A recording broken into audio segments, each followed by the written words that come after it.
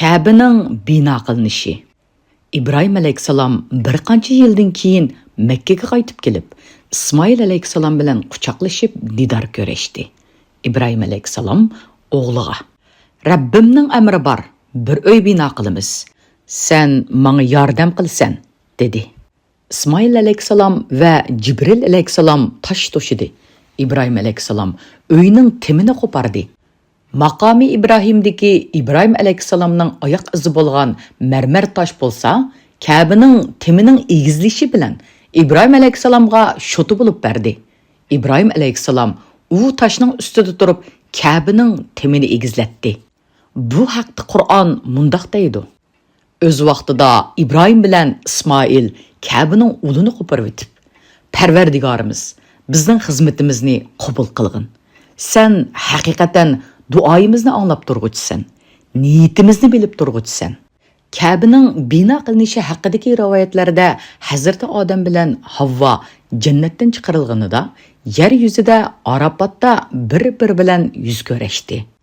Janub tarafga qarab mengib Kabe'ning o'rniga kelganida Odam alayhissalom bu ko'rishning shukri uchun Rabbiga ibodat qilinishini xolab, jannatda ishgan atrofida tavob qilib ibodat qilgan nurdan bo'lgan to'vrikni takror berishi uchun duo qildi. U nurdan bo'lgan to'vrik u yerda tajalli bo'ldi, ya'ni o'ttirg'i chiqdi. Odam alayhissalom uning atrofida tavob qilib Allohga ibodat qildi.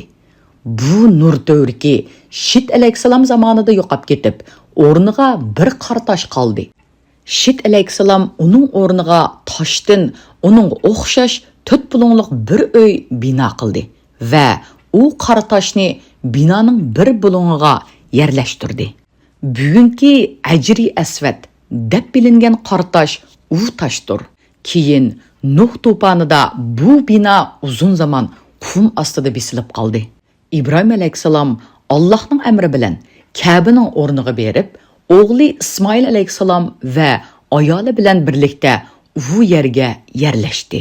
Keyin İsmoil alayhissalom bilan birlikda Allohning amri bilan Kabe'ning o'rnini qo'lab Hazrati Shit tarafidan yasalgan binoning izini topdi va uning ulini ustiga bugun mavjud bo'lgan Kabe'ni bino qildi. Oyatda Baytullohning asosini egizlatdi jumlasi buni ifodalaydi. İbrahim alayhissalom insonlarning Kabe'ni tavob qilishga boshlashiga bir alomat bo'lsin deb Ajri Aswadni Kabe'ning bir bulungiga yerlashtirdi. Rivoyatlarda bu qora tosh jannatdan chiqarilganda oq bo'lib, insonlarning gunohlari uning qardab ketishiga sabab bo'lgan. Jahiliya va islom davrida orqa-orqadan maydonga kelgan o't ketish voqealari uning texmi qardab ketishiga sababchi bo'ldi. Kabe'ning binosi tamomlanganida İbrahim va İsmoil alayhissalom Allohga mundoq duo qildi: Parvardigorimiz, ishkimizni o'zingga itoatman qilgin. Bizning avlodlarimizni o'zingga itoatman ummat chiqargin. Bizga hajimizning qoidalarini bildirgin. Tavbimizni qabul qilgin. Chunki sen tavbani nihoyat qabul qilguvchisan. Nihoyat mehribonsan. Parvardigorimiz, ularning ichidan oyatlaringni ularga tilovat qilib beradigan, kitobingni, ya'ni Qur'onni, hikmatni, ya'ni pok sunnatni ularga o'rgatadigan, ularni mushrik va gunohlardan pok qiladigan bir payg'ambar avatgin. Haqiqatan sen g'olibsan, hikmat bilan ish qilguvchisan, dedi. Oyatda o'tgan duo bilan munosabatlik payg'ambar alayhissalom mundoq deydi: Men otam İbrahimning duosi, qarindishim İsa'ning xush xabari va onam Aminaning ko'rgan tushi bo'laman, degan. Ikki jahon quyoshi, koinotning faxri bo'lgan payg'ambar alayhissalomning pok nasli munolardan iboratdir. Birinchi Muhammad alayhissalom, ikkinchi Abdullah, uchinchi Abdulmutallib, ya'ni Shaybatul Hamdu deb xitob qilinadi. To'rtinchi Hoshim, beshinchi Abdumanab, ya'ni asli ismi Mug'arradur. Oltinchi Kusay, ya'ni Zayd deb ataladi. Yettinchi Hokim, ya'ni Kilob. Sakkizinchi Murra, to'qqizinchi Kaib, 10-chi Luayyi, 11-chi G'olib, 12. Fihr, ya'ni Quraysh, 13. Malik, 14. Nodir, 15. Kinona, 16.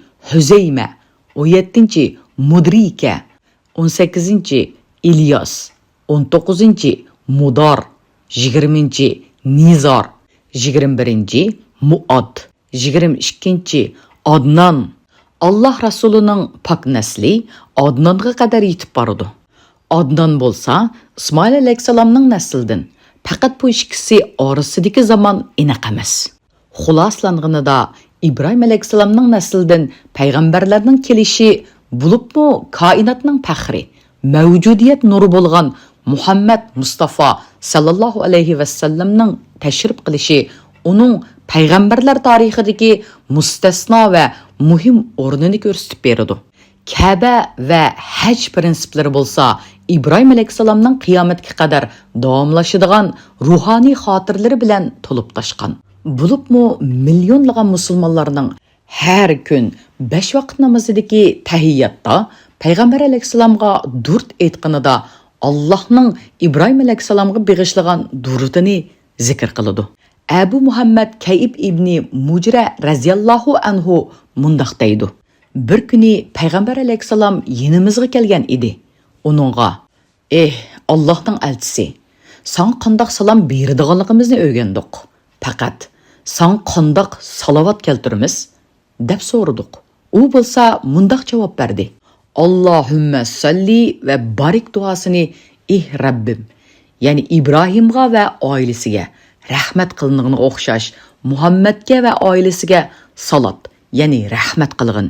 Haqiqatan maqtanishga loyiq va ulug'san. Rabbim, ya'ni İbrahimga va oilasiga xayr va barakat ato qilganingdek Muhammadga va oilasiga xayr va barakat ihson qilg'in. Haqiqatan maqtashga loyiq va ulug'san danglar degan edi. İbrahim va İsmoil alayhisalomning tunji qitimliq hajji va insonlarni haj qilishga da'vat qilishi. Ka'baning binosi tamomlanganida Jibril alayhisalom kelib Hazrati İbrahimga uni tavob qilgin dedi. Ota bola ikkisi har qatimqi tavobda Hajri Aswadga salom berish orqali Baytullohning atrofida tavob qildi. Maqomi İbrahimning orqasida 2 rakat namoz o'qidi. Jibril alayhisalomning rahbarligida hajning boshqa shartlarini ado qildi. Xeyli vaqt o'tgandan keyin Jibril alayhisalom İbrahim alayhisalomga insonlarni haj qilishga da'vat qilishni aytdi. İbrahim alayhisalom buni qanday qiladiganligini so'rganida: insonlar, Rabbinglarning da'vatini qabul qilinglar deb chaqirgan holda anglatqin deb buni 3 qatim takrorladi. Ondan keyin İbrahim alayhisalom Alloh taologa: Rabbim, mening ovozim butun insonlarga qanday yetib boradi deb so'radi. Alloh taolo: sen chaqirgin, buni insonlarga yetkazish mening ishimdir dedi. Bu ahvol Qur'onda mundaq bayon qilinadi. Kishilarning orasida, ya'ni ularni hajga chaqirib nido qilgin. Ular piyoda va o'riq to'ygilarga minib keladi. O'riq to'ygilar yiroq yo'llarni besib keladi. İbrahim alayhisalom har yili Makkaga kelib haj qiladi. İbrahim alayhisalomdan keyingi payg'ambarlar va mu'min bo'lgan ummatlarmo Makkaga kelib haj qildi. Ummati halok bo'lgan payg'ambarlar Makkaga kelib umrining oxirigacha u yerda toat va ibodat qildi. Bu shaklda haj qilgan payg'ambarlarning 99ning maqomi İbrahim bilan Zamzam orliqidagi yerga dafn qilinganligi, 70 payg'ambarning bo'lsa Minodagi masjidda namoz o'qiganlik rivoyati bor. İbrahim alayhisalomning duo va yalvurishi. Qur'on Karimda eng ko'p duo naql qilgan payg'ambar İbrahim alayhisalomdir. Uning har vasila bilan ulug' Rabbiga ko'ngildan duo qilganligi ko'riladi. Qur'on Karimda yuqorida zikr qilganlardan boshqa uning muni duolarimi bor. Parvardigorimiz, sen bizning yo'shirin va oshkor qilganlarimizni bilib tursan. Osmon va zimindagi hech narsa Allohga maxfiy emas. Jimi hamdu sana yaşanğınımda ma İsmail bilan İsaqni bergen Allohga xosdir. Parvardigorim, haqiqatan duoni anglab turg'uchidir. Ya'ni duo qilg'uchining duosini ijobat qilg'uchidir. Parvardigorim, meni va bir qism avlodimni namozni ado qilg'uchi qilg'in. Parvardigorimiz, duoyimni qabul qilg'in. İbrahim alayhissalom Shuara surasida chin ko'ngildan yilinib mundaq duo qildi. Parvardigorim, menga ilm hikmat ato qilg'in. Meni yaxshilarga qo'shqin. Keyingilar orasida yaxshi nomimni qoldirg'in. Meni nozun ne'matlik jannatning varislaridan qilg'in. Otamga mag'firat qilg'in. U haqiqatan gumrohlardan bo'ldi. Ular, ya'ni xaloyiqlar hisob berish uchun tirildirildigan kunda meni rasvo qilmag'in. U kuni hech kishiga mol va o'g'illar foyda yetkazolmaydi. Faqat Allohning dargohiga pok qalb bilan kelgan odamgina foyda yetkaziladi. Qalbi salim kishi melini xayrli yo'llarga sarf qilib, avlodiga haq yo'lni ko'rsatib, qalbni mol va avlodlarning fitnasidan diniy haqida jahil qolmagan, nachar axloqdan va har turli yomon sifatlardan yiroq qolgan kishidir. Abul Qosim Hal hokimning deyishicha, qalbi salimning 3 alomati bor. Birinchi, hech kimga aziyat bermaydi. Hech kimning ko'nglini og'ritmaydi. Ikkinchi, hech kimdan aziyat chekmaydi. Uchinchi, bir kishiga yaxshilik qilganida u kishidan bir narsa umid qilmaydi. Chunki inson hech kimga aziyat bermaganida Alloh taolaning huzuriga varo, ya'ni yuksak taqvo darajasi, taqvolik bilan hech kimdan aziyat chekmaganida vafo bilan qilgan yaxshiligidan mukofot umid qilmaganida ixlos bilan boradi. İbrahim alayhissalomning nasihatlari. Alloh taolo İbrahim alayhissalomga mundaq vahiy qildi. Haqiqatan sen mening do'stim, menmi sening do'sting.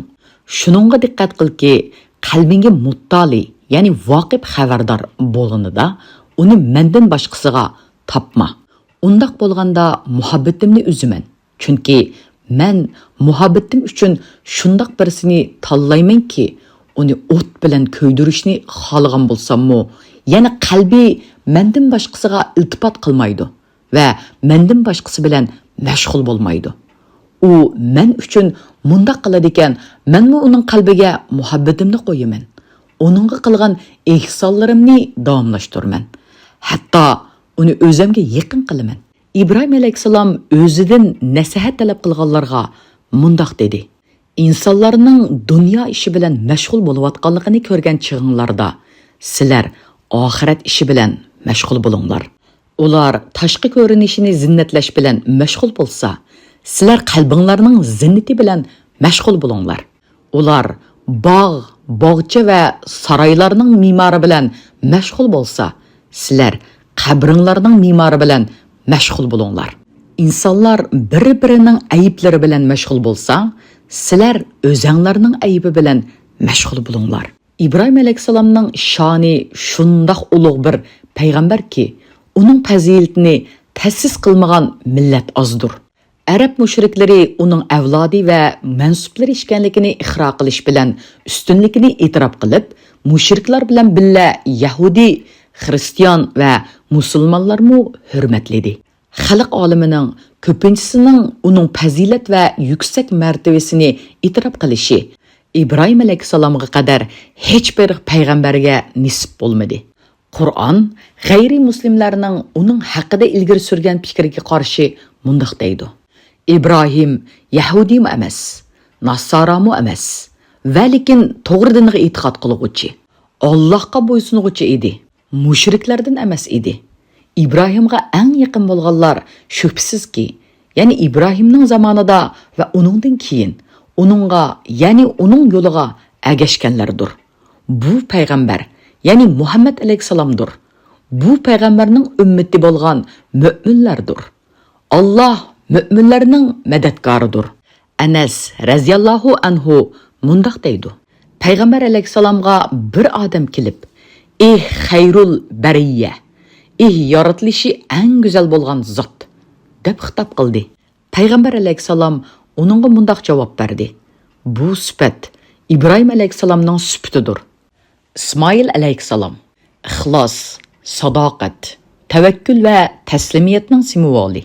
Qur'on Karimda ismi zikr qilingan payg'ambarlardan biridir. U Allohning qurboni degan ma'noda kelgan Zabihulloh deb ataladi. İsmoil alayhissalom Yamandan kelgan Jurhum qabilasiga payg'ambar qilib avatildi. Ismining ma'nosi Allohga itoat qilgan degan bo'lib, İbraniyacha talaffuzi Ismoil edi. Arablar İsmoil deb atadi. İsmoil alayhissalom Jurhum qabilasining bolalari bilan cho'ng bo'lib, ulardan o'q etishni o'rgandi. Yigitlik yoshiga kelgan chig'ida intayin usta bir nishonchi bo'lib, nishonni dal joyiga tekkizatdi. Aslam qabilasidan bir jamoat o'q etish musobaqasi o'tkazayotdi. Payg'ambar alayhissalom ularning yoniga berib mundaq dedi: "Ey İsmoil o'g'illari, o'q etinglar. Sizlarning otanglarmi mahir o'qchi edi." İsmoil alayhissalom dadasining vafotidan keyin Ka'ba va haj bilan munosabatli xizmatlarni davomlashtirdi. Tunji qitim Ka'baning ustiga yopiq yopdi.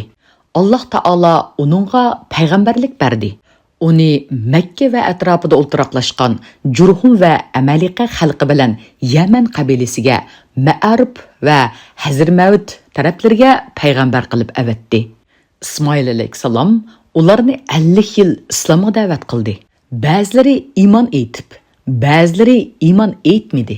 İsmoil alayhissalom sabr va toqat bilan vazifasini davomlashtirdi. Bu haqda Qur'on mundaq deydi: İsmoil, İdris va Zulkifrlarning, ya'ni qissasini bayon qilgan. Ularning hammasi sabrlik edi. Ya'ni Allohga ibodat qilishda chidamliq edi va gunohlar oldida o'zlarini tutib oladi. İsmoil alayhissalom va'dasiga sodiq, namoz, zakotni ado qilgan va Rabbining dargohida rozilikka erishgan bir payg'ambar edi. Uning bu sifatlari boshqa bir oyatda mundoq bayon qilinadi: "Ey Muhammad, kitobda, ya'ni Qur'onda İsmoilning qissasini bayon qilgan. U haqiqatan va'dasida rostchil, ham rasul, ham payg'ambar edi. U oilasidagilarni namoz o'qishga buyurdi. Parvardigorining dargohida uning roziligiga erishgan edi. Mo'jizalari: birinchi, tikkanlik yerni yop-yeshillikqa aylantirish. Ikkinchi, qo'zilamas qo'ylardan uning barakati bilan sut chiqishi. Uchinchi, qo'ylarning yunglarining yipakka o'xshash bo'lishi. To'rtinchi, duo qilishi bilan yenidagi qumlarning unga aylanishi. Beshinchi, Zamzam suyining uning vasilasi bilan chiqishi va qiyomatga qadar davom qilishi. Farq sifati sabr, halim va taslimiyatdir. Assalomu alaykum. İsmoil alayhissalomga salom bo'lsin.